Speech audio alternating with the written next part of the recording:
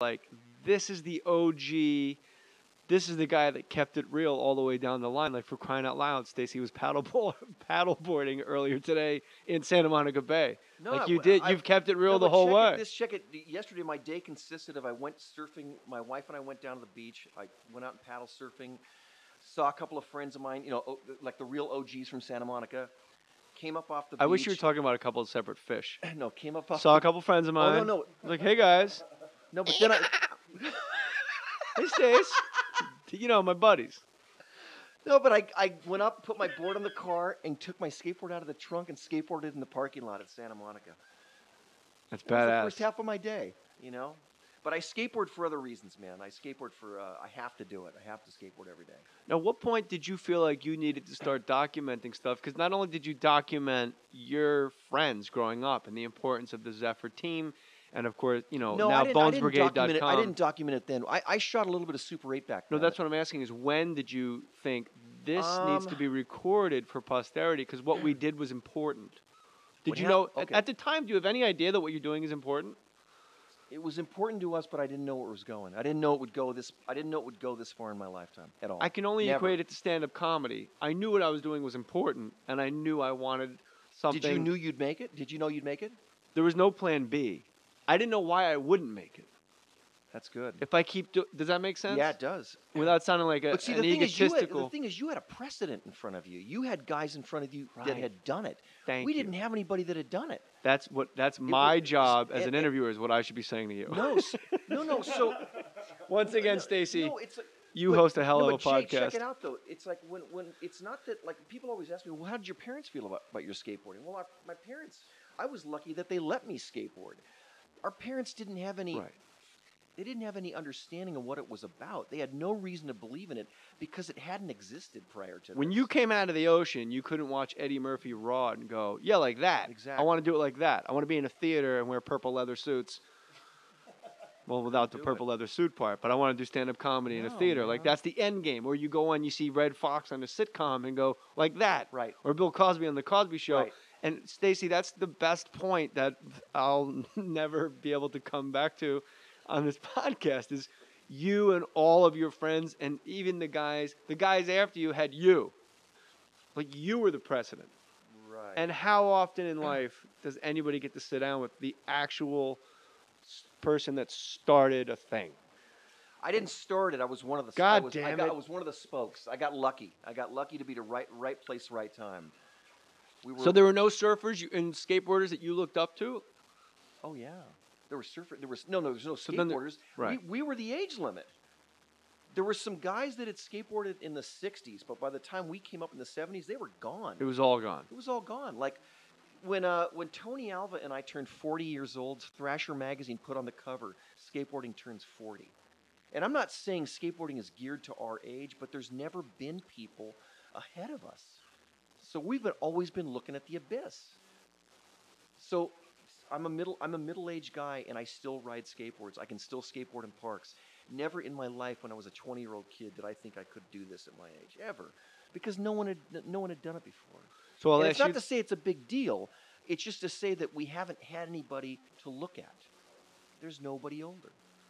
I'll ask you the question you asked me. Did you think you were going to make it? Make it when? At any time, when you were a teenager, when you got pulled for the Zephyr team, did you think like, oh, I'm going to make it? Well, I didn't know if skateboarding was ever going to become something, so I didn't know that it could happen. Yeah. But I'll tell you this much. So weird. But let me tell you this much. When it did blow up, I had to make it. I had to do it. It had to happen. If you failed, you would have proved every neighbor and every detractor I just right. had to do it because I couldn't face what would have happened in my life. I couldn't have just been a tradesman. I couldn't have done that. And then when my career was over, I had to start a company. I just had to, because, man, check this out. What ends a skateboard career? When my career was coming to the end, somehow my name got on a mailing list, and I got these interviews with insurance companies. Like, they'd heard I was a professional athlete, so these insurance businesses brought me in to interview me. They think they're getting like Dandy Don Meredith, like, how are you? Exactly. State Farm Insurance. Maybe you saw me in the Rose Bowl. That's exactly it. And I'm sitting across from this guy in this big desk, with this walnut desk, and he's in a suit. And I'm going, holy crap, man, is this my life? it was like I only got this short, brief period of what it could be like, and now it's going to be this. Yeah. It scared me beyond belief because I didn't know what I was capable of But doing. how does a skateboard career end? Like what happens? You just can't do what the kids are doing behind you? Well, there was another. That brings up a whole other story. What happened is after the boom in the 70s, in 1980 and 81, 82, skateboarding started to die again, and it had what's called a second death.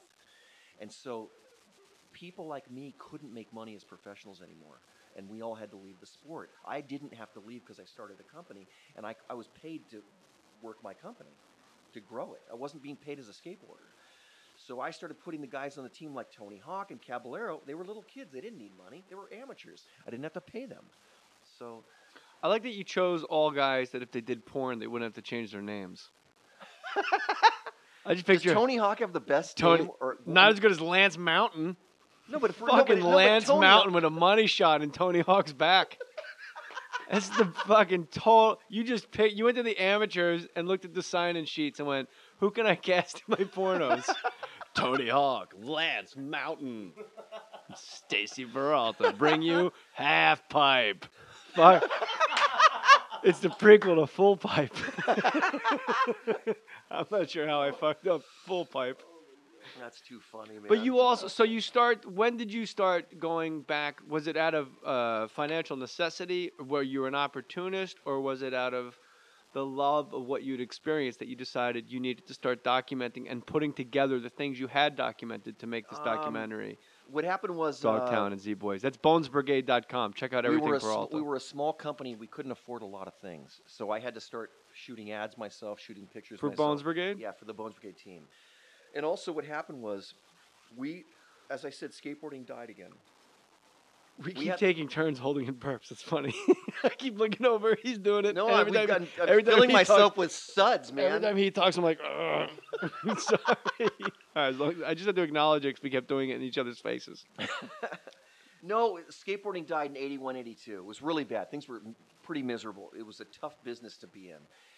And I had this amazing skateboarding team of these guys that were inventing the future of skateboarding. They were inventing so many maneuvers, and we thought, we've got to take our thing to the world. And so we dreamt up this idea of making a skateboarding film. But the problem is we couldn't afford to hire a production company. So I rented a camera, had a little video editing system put in my apartment in Hollywood, started shooting in 83, and in 84 we premiered our first hour-long film in Tony Hawk's living room, in his parents' living room. That shows you how humble it was. His parents were there. There was about 8 other people there. They looked at the film and they go, that's pretty cool. We thought we'd sell them to skateboard shops, maybe sell, 30. We sold 30,000. Oh, really? Huge. Giant. But what about Dogtown? That was the big giant ass documentary that got made into a major motion picture. That was footage shot from surf film photographers at the time. But you were the guy that cobbled it, right? Yeah, I found it all. So the same question: when did you did you realize there was money on the table and you could share the story with the world, or was it I need to share this story with the world? That story was always in the back of my head. I had the feeling that someday I would tell it in some form. And in 1999, there was a big article in Spin magazine called "Dogtown in Search of Skateboarding's Founding Fathers." And when that magazine hit the newsstands, about 3 Hollywood studios bought the rights and wanted our life rights to do the feature film. And when that happened, I went, damn, they're taking my story. I can't do it. So that's when I got the idea to do the documentary. And I put the documentary together, got the financing together, and we made that. And we made it before Hollywood made the feature film. That's even Hollywood fucked that up. Yeah. What made you decide to do a documentary about Crips and Bloods? Because I grew up in Los Angeles. I know, but you grew up in Santa Monica, No, I which grew is up a bunch in of Venice. French Canadians walking around in dude. Speedos. I went to Venice High School. School got shut down a number of times because of race riots. Really? It was heavy, yeah. It was Whites really, versus Asians? No, Hispanic versus African American. They would tussle, and then Let me they'd tell you come something. after us, the surfers. But this is really the reason why I did it. And I don't want to get too lofty here and shut me down as soon as I do. Just keep talking into that mic. I grew up in Los Angeles. I'm a Los Angeles kid. You know, I was a child when I heard you're from L.A. Yeah. This gang problem has gone on for 30 years. And So this is I have the a 70s, question. right? So I have a question Okay. for you, and Yes, this is the question. This is how I got the money to make this film because nobody wanted to make it. The This is movie the is question- called... Crips and Bloods Made in America. Okay. This is the question I finally got people to say, okay, we'll fork over the money. I said, what would happen, and I'm going to ask you this, Jay, what would happen if teenage white kids in Brentwood were arming themselves with AK-47s and killing teenage white kids in Pacific Palisades? How long would that last? Not long. How long? More than a minute? 1 year. Okay. 1 year. Okay, It's the same thing like if the president's daughter, God forbid, and this was back when Clinton, Right. Bush before him, Okay. if the president's child had HIV, how fast before there Okay. was a cure? So is there a value? What's going on here? All I wanted as a filmmaker and as a Los Angeles person to go there and find out, are these kids really monsters? Why is this happening? And that's Monster Cody was a monster. He that's named why- himself Monster. That's why I wanted to do it. That's simply why I wanted to do it. So the African Americans and the Mexican or Latinos would get after it at Venice High. Yeah. Not African American on it. Let me tell you something first of all about African Americans. I went to school one day after They we had a look- riot. They look black. Yes. That's all. I'm just gonna Okay. say black from here on out. That's 'cause- pretty profound. Yeah. Anyways, you don't make a lot of money doing documentary films, so you got to get something out of it. But you get crazy ass respect. Like you've become the guy. Yeah, but sometimes you got to support yourself. So, anyways, what I So try go to do skateboard is for a couple hundred G's, you I creep. wanted to make that film. I wanted to see it. That was it. Really? That was it. That's amazing. That was it. That's like my whole MO the whole time.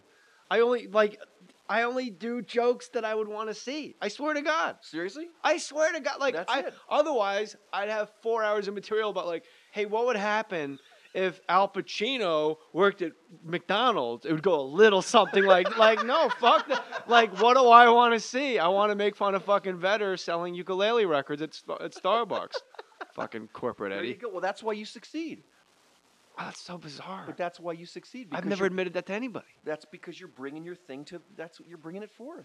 And I think it's because I thought it sounded really lofty, like No, you man. said. And when you gave me the okay. No, that's it, man. So Crips and Bloods, how do you get access to go as far deep into the hood as you got? Because you're pretty fucking white. I'm going to call you a European American. I'm a quarter Mexican, believe it or not. You're a quarter Mexican? Yeah, but you wouldn't. I'm Is it I'm the a lot. Stacy or the Parata? I'm a lot Peralta, but I'm a lot Irish too. No, my grandfather was from Sonora, Mexico. But check this out. My grandfather goes from Sonora, Mexico to Phoenix, Los Angeles. When he's in Phoenix as a little boy, he's one of only 2 Hispanic kids that's allowed into the public school system. And the reason why is because he had light-colored skin. Really? Had his skin been darker, they wouldn't have let him in. Man, Phoenix So I has wouldn't have their, been here. Phoenix has their Anyways, act together. What happened is in South LA, I met a few gang members, and they got me access to Well, other gang hold on a members. second. Let's back up All right. for the listener. That's just, let's not whitewash that. Like in South LA, I met a few gang members. Oh, Wait, okay. maybe I've met a couple on the pier, Santa Monica All Pier, right. but just because they're like, hey, you're that actor, man. What's up, Jay Moors? But like, what do you mean you met gang members? I had met a gang member named Apollo who was reformed. I had met him years earlier, and he actually came up and was a part of the film. I got initial connections through him. I met Jim Brown. But where do you Jim- meet Apollo? I met Apollo actually at Universal If Studios. you met on him a at the TV Apollo Theater, I No. would have just hit the I met him on off a button on TV the show. I podcast met and him just on went to a music. TV pilot I was doing. Okay. Way years before. I met Jim Brown. I went to Jim Brown to get his blessing. I said, I know you've been working in this field a lot. I'm going to make this film. I want your blessing before I go in there. Because he's Smart. a heavyweight dude. Yeah, dude. And he goes, okay. And I explained who I was, where I'm from, the whole thing. And he said, let me introduce you to somebody. He introduced me to this guy named Bo Taylor. And then Bo Taylor introduced me to a number of guys in different hoods. And I would call these guys and I'd say, can I come and meet you? And I'd drive into the hood and meet them alone. And I'd say, this is who I am. This is what I want to do. This is where I'm from. This is what I've done with my life. And this is what I'm hoping to do with this film. And by doing that, I showed them a lot of respect. Yeah. Because they typically say, guys come in there with cameras and say, hey, can you take us on a drive-by? You know, and do really horrible things. You know, they say horrible things like that. So they show them terrible disrespect. So I went in there saying, look, this is what I'm hoping to do. Did you ever get a situation And it where was you... scary as hell, man. It was? Believe me. Oh, hell yeah, man. There's sirens going off all the time, helicopters going off all the time. And people down there are very, very tense, man. It's tense. Everybody's tense. And the gang members told me, you cannot show softness, ever. If you do, you're a candidate for being taken advantage It's like of. a big, giant suburban prison yard. I go one night. I'm at a meeting at this guy's house in the hood, and it's about 10:30 at night. PTA. And I'm gonna go. My car's about 2 blocks down the road, and all of a sudden I'm starting to get fidgety, thinking, man, I gotta walk down the 2 blocks to my car. It's nighttime. This is a pretty intense neighborhood. So I say to my shot caller guy, I say, hey man, is it cool if I walk to my car? Like a stupid white guy, and they all start laughing at me like mad. They're just busting up. And I said, what? And they go, dude, they don't want to shoot you. They want to shoot us. They go, you'll draw too much attention. They're not going to shoot you.